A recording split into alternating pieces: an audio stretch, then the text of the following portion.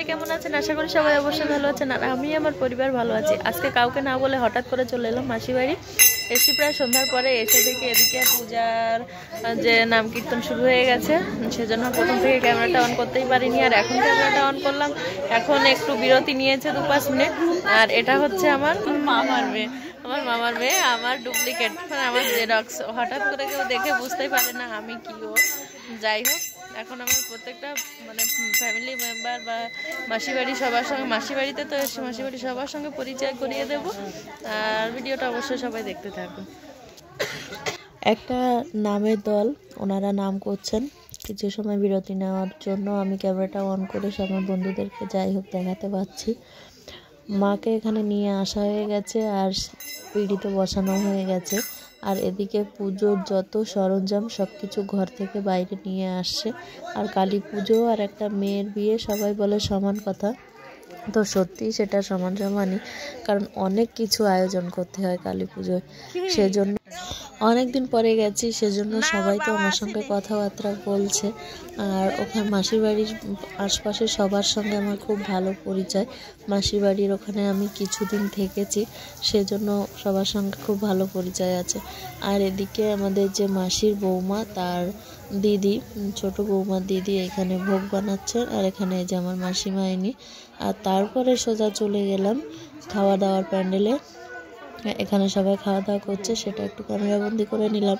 এখানে খিচুড়ি প্রসাদ করেছে, একটা চচ্চড়ি হয়েছে, তার সঙ্গে আছে মিষ্টি আর পায়েস আছে। এখানে এসে সবার সঙ্গে গল্প গুজব করে পরিচয় করে আবার চলে এলাম ঘরে। তো এদিকে রান্না বান্না তো হচ্ছে, ভোগের রান্না। আর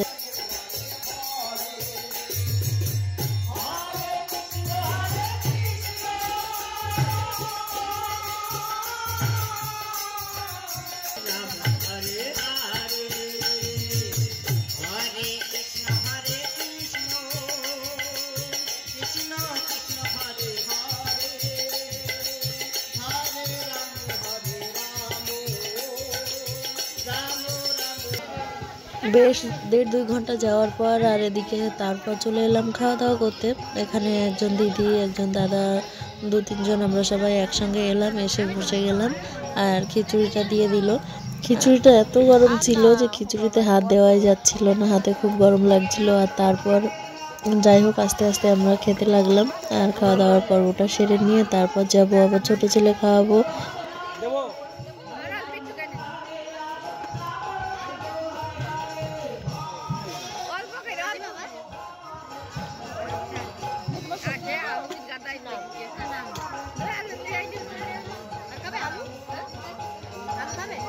রাত 12টায় ঠাকুর মশাই বসে গেলেন পূজায়। পূজা প্রায় 4-এর 1 ভাগ হয়ে গেছে। আমি উপোস ছিলাম না, সেই জন্য আমি পুজোর এখানে বসিনি। তবে ঘরে যাচ্ছি একবার, বাইরে এসে পুজোর এখানে থাকছি, দেখছি সব কিছু। আর মাসিদের বাড়ির ফ্যামিলি মেম্বার প্রত্যেকটা মানুষ উপোস আছে, তারা এখানে আছে। তারাই পুজোর গোছাগুছি সব কিছু করছে। ঠাকুর মশাইয়ের হাতে হাতে সব কিছু গুছিয়ে দিচ্ছে। আমাদের হিন্দু শাস্ত্রে বলা হয় যে আমাদের 12 মাসে 13 পার্বণ। তার মধ্যে কালী পুজোটা একটা স্পেশাল আমাদের কাছে সবারই, কারণ মা কালীকে আমরা ভয়ও পাই আবার ভালোবাসি। তো উনি যদি রেগে যান তাহলে হয়তো সব কিছু ধ্বংস করে দেন, আর যদি কারোর পরে খুশি হন তাহলে হয়তো তার জীবনটা অনেক সুখের হয়। তো যাই হোক, কিছু কথা বলতে বলতে দেখলাম এদিকে এবার হোম করছেন। পুজো অনেকক্ষণ ধরেই হচ্ছেন, এখন বাজে রাত 2:30।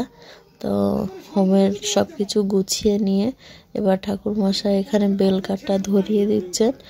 আর এবার হোমটা তো শুরু করে দিল। একটা পাত্রে ঘি ঢেলে নিয়ে আর বেলপাতা, বটপাতা, যেগুলো নিয়মকানুন আছে সেগুলো ঠাকুর মশাই যাই হোক করছেন। আর আমরা বসে বসে দেখছি, সারা রাত বসে কালী পুজো দেখছিলাম।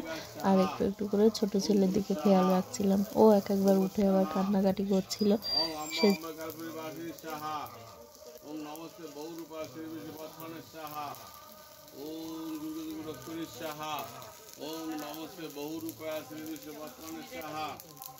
ওং ভূস্বাহা ভুবস্বাহা ওং অগ্নসম্বং সাহা ওং বৈধজাতবেশ সাহা বৈধকণিকা সাহা ভূস্বাহা ভুবস্বাহা অগ্নিসম্বং সাহা বৈধজাতবেশ সাহা বৈধকণিকা সাহা ওং ভূস্বাহা অগ্নিসম্বং সাহা বৈধজাতবেশ সাহা ওং ব্রং ব্রহ্মণেশ সাহা।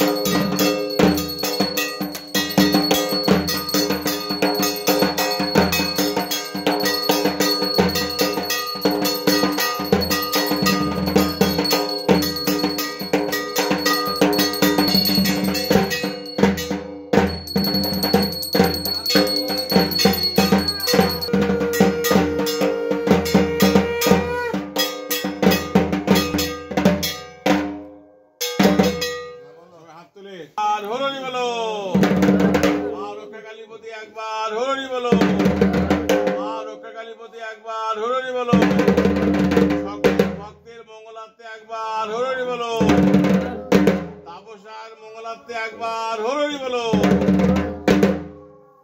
পা ঢেকে মাকে ষষ্ঠাঙ্গে প্রণাম করবে। আমরা সবাই মায়ের দেবী ঘটের জল দিয়ে শান্তি আশীর্বাদ করবো, মাথা নিচু করে ঘুরিয়ে। সব শেষ পুজো হয়ে গেল আর আমরা সবাই মিলে এবার চরণামৃত নিলাম, নিয়ে সবাই যারা উপোস ছিলেন উপোসটা ভাঙলেন আর পুজো তো সমাপ্ত হয়ে গেল। আর এখন বাজে ভোর 5টা, এখন যাবে ঠাকুর বিসর্জন দিতে। আমি আর ওদিকে যাবোই না, প্রচন্ড ঠান্ডা, নদীতে ঠাকুর বিসর্জন দিয়ে চলে আসবে। আর আমার ভিডিওটা এখানেই শেষ করে দিচ্ছি।